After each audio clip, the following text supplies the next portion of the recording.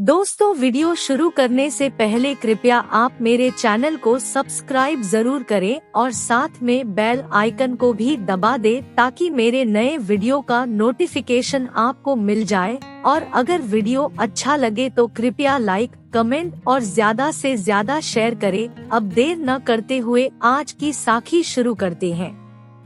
प्राचीन समय की बात है। एक राजा था। वो बहुत बड़ा धर्मात्मा था। राजा बहुत ही न्यायप्रिय था। वो भगवान को बहुत मानता था, इसलिए उसने एक मंदिर भी बनवाया और उस मंदिर के लिए एक पुजारी को भी नियुक्त किया। वो पुजारी भी बहुत ही अच्छा और धर्मात्मा था। वो राजा से कभी भी कुछ नहीं मांगता था। पुजारी के इस व्यवहार से राजा भी उसके ऊपर बहुत प्रसन्न था। पुजारी को राजमंदिर में कार्य करते हुए 20 वर्ष हो गए थे। उसने राजा से कभी भी किसी भी प्रकार का कोई सवाल नहीं किया। कुछ समय के पश्चात राजा के घर में एक पुत्र ने जन्म लिया। राजा ने अपने पुत्र की अच्छी शिक्षा दीक्षा की और उसे विद्वान बनाया। जब वो विवाह के लायक हुआ तो राजा ने उसकी शादी एक राजकुमारी से कर दी। शादी की रात को राजकुमारी को नींद नहीं आ रही थी। वो इधर उधर घूमने लगी। राजकुमारी जब राजकुमार के पलंग के पास आई तो उसने देखा कि एक हीरे रतन से जड़ित एक तलवार पड़ी हुई थी।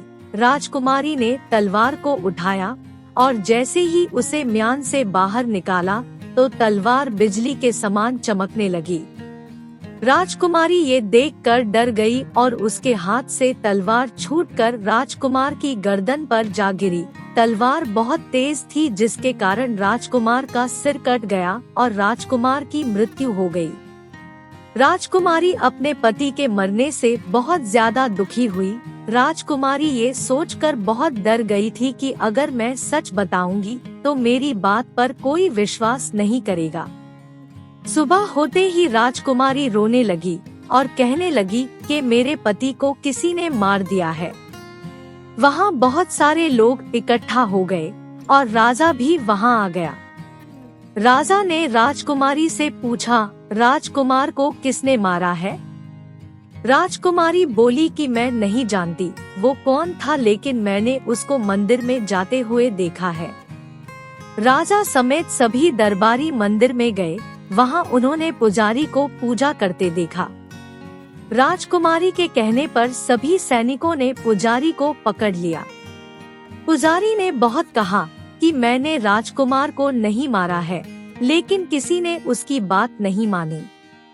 राजा ने बार बार सोचा कि पुजारी निर्दोष हो सकता है, लेकिन सभी के कहने पर राजा ने पुजारी से कहा, मैं तुम्हें मृत्युदंड तो नहीं दूंगा, लेकिन जिस हाथ से तुमने राजकुमार को मारा है तुम्हारा वो हाथ काट दिया जाएगा।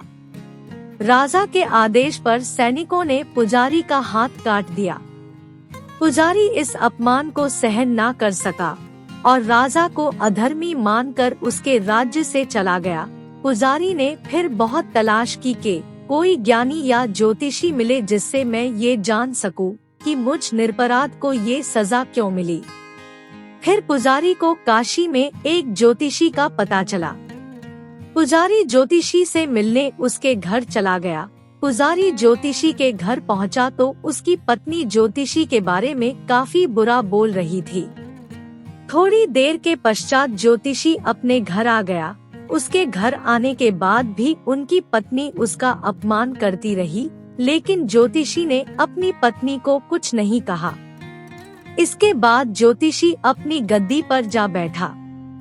ज्योतिषी ने पुजारी को वहाँ देखकर पूछा, कहिए ब्राह्मण देवता, मैं आपके लिए क्या कर सकता हूँ? पुजारी बोला, आया तो मैं अपने बारे में बात करने था, लेकिन पहले आप अपना हाल बताएं कि आपकी पत्नी आपका इतना अपमान क्यों कर रही है।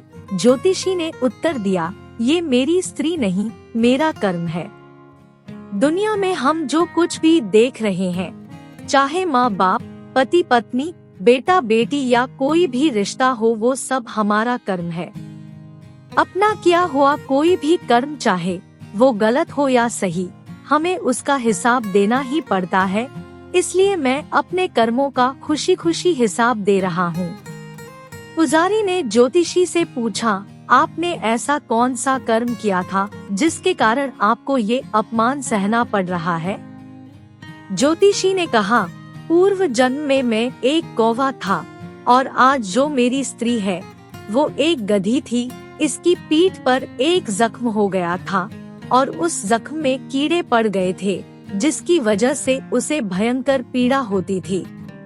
मैं कीड़े खाने के लिए उसके जख्म पर चोंच मारता था, जिसकी वजह से उसे भयंकर दर्द होता था। एक बार इसकी पीठ पर चोंच मारते हुए मेरी चोंच इसकी हड्डी में फंस गई और ये दर्द से चिल्लाने लगी। मैंने भी चोंच निकालने की बहुत कोशिश की, लेकिन चोंच अटक गई और बाहर नहीं निकल सकी। इसने सोचा कि मैं पानी में अपनी चोंच निकाल लूंगा, इसलिए ऐसा सोचकर ये गंगा नदी में प्रवेश कर गई। गंगा का बहाव तेज होने की वजह से हम दोनों बह गए और हमारी मृत्यु हो गई। तब गंगा जी के प्रभाव की वजह से इसने एक ब्राह्मणी के रूप में जन्म लिया और मैं एक ज्योतिषी बना और ये मेरी पत्नी बनी है, जो कुछ दिनों के लिए मुझे भला बुरा कहेगी, मेरा अपमान करेगी। लेकिन मैंने चोंच से दर्द पहुंचाने के लिए नहीं मारी थी, इसलिए इसकी समझ एक दिन ठीक हो जाएगी, फिर ये मुझे भला बुरा कहना छोड़ देगी। इसलिए इसे मैं अपने पूर्व कर्मों का फल समझकर इसको सहन कर रहा हूँ। ज्योतिषी ने फिर पुजारी की तरफ देखकर पूछा, अब आप बताओ आपकी क्या समस्या है? पुजारी ने पूरा वृतांत ज्योतिषी को सुनाया और पूछा, उस दुष्ट राजा ने मुझ निरपराध का हाथ क्यों काटा? ज्योतिषी ने पुजारी की तरफ देखकर कहा, राजा ने आपका हाथ नहीं कटवाया, आपके कर्म की वजह से ही आपका हाथ कटा है। पुजारी ने ज्योतिष से पूछा, मैंने ऐसा कौन सा कर्म किया था?